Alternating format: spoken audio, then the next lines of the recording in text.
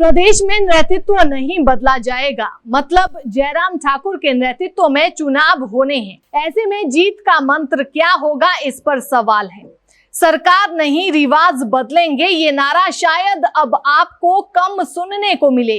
कारण साफ है, प्रदेश के दौरे पर हाल ही में संगठन मंत्री बीएल संतोष आए थे। दौरा उनका राजनीतिक रूप से अति महत्वपूर्ण था। सूत्रों की माने तो धर्मशाला और शिमला के दौरे उनके पहले भी हुए थे, लेकिन कहीं ना कहीं पहले भी उन्होंने खुद को संतुष्ट नहीं बताया था और अब के दौरे से तो वे बिल्कुल भी संतुष्ट नहीं हैं। अब उनकी जो फीडबैक हाईकमान तक पहुंचने वाली है, मतलब वे जो सीधी जानकारी हिमाचल को लेकर गए हैं, वो नरेंद्र मोदी और अमित शाह के पास पहुंचेगी। बड़े बदलाव की बात कही गई है और प्रदेश में इस बदलाव को न सिर्फ 2022 बल्कि 2024 के अनुसार भी देखा जाने लगा है। प्रदेश में उपचुनाव का टिकट आवंटन और उसके बाद उपचुनाव में करारी हार। मंडी में खुशहाल सिंह ब्रिगेडियर को टिकट मिलना और अजय राणा को ना मिलना, क्योंकि वे धूमल समर्थक हैं। ये इस बात की गवाही है कि टिकट आवंटन में दूरगामी सोच भाजपा की नहीं थी। भाजपा चुनाव हारी तो इतना दम नहीं भर पाई कि नगर निगम का चुनाव लड़ सके। इसको भी भाजपा कानूनी दांवपेच में उलझाकर टाल रही है।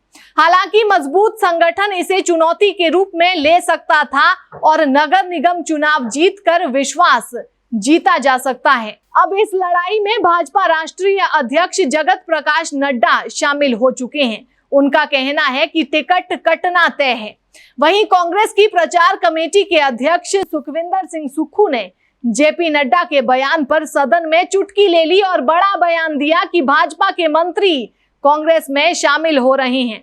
मतलब एक गंभीर बयान जो भाजपा के लिए समस्या बन चुका है। भाजपा में अजय राणा, कृपाल परमार, चेतन बरागटा का टिकट काटना भाजपा की गुटबाजी का सीधा संदेश रहा।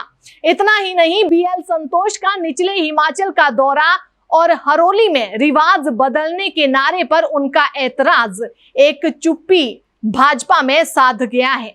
इतना ही नहीं, ज्वालामुखी, देहरा, जसवा परागपुर में रमेश धवाला जो ज्वालामुखी से विधायक हैं, उनका बयान भी चर्चा में है। उन्होंने बयान दिया है कि देहरा उनकी कर्म भूमि है।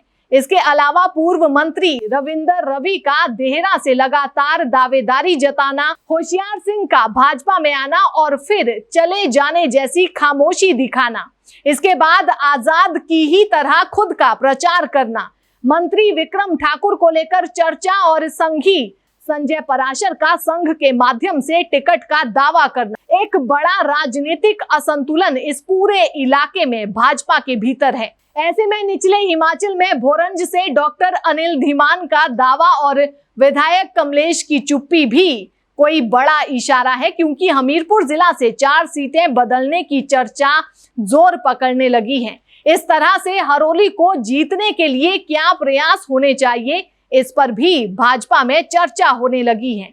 अब प्रदेश के कमजोर संगठन की रिपोर्ट और सुस्त सरकार की रिपोर्ट के साथ जयराम ठाकुर का नेतृत्व मजबूत कैसे होगा, ये सवाल बिलासपुर में भी चर्चित है, क्योंकि बेशक जिला जेपी नड्डा का है, लेकिन सदर में ही भाजपा कार्यकर्ता की चुनौती भाजपा के लिए खड़ी है। बिलासपुर में नड्डा पुत्र हरीश नड्डा की चर्चा आम है कि वे सुभाष ठाकुर की जगह मैदान में हो सकते हैं, जिसका कारण 2007 के बाद से जेपी नड्डा की प्रदेश चुनाव से दूरी है। ऐसे में हरीश नड्डा की टिकट की संभावना बनी हुई है और जिस तरह से 4 साल तक हरीश नड्डा को लेकर सरकारी तंत्र घूमता रहा, कार्यक्रम होते रहे, मंत्री विधायक से ऊपर उनका कद रखा गया, ऐसे में अगर हरीश नड्डा आते हैं तो कोई बड़ी बात नहीं है। लेकिन बीएल संतोष भाजपा के बढ़ते बागियों की संख्या से भी हैरान है। ऐसे में निचले हिमाचल नाराज पड़ी महिला शक्ति, भाजपा के गलत टिकट आवंटन से मजबूत हुआ वीरभद्र परिवार और पुरानी भाजपा की अनदेखी जैसे बहुत से मुद्दे हैं जो रिवाज बदलने के लिए बड़ा रोड़ा हो सकते हैं। अब देखना यह है कि भाजपा के संगठन महामंत्री हिमाचल की रिपोर्ट के आधार पर कितने टिकट काटने की सिफारिश करते हैं, नए चेहरे कितने होंगे, हाईकमान या कहें कि परिवारवाद पर मोदी का लाल किले से वार। इसके अलावा प्रधानमंत्री का ये बयान कि चोरी का सामान इतना है कि घरों में रखने को जगह तक नहीं है, ये कड़े इशारे प्रदेश की राजनीति पर क्या प्रभाव डालते हैं, ये देखना काफी दिलचस्प होगा।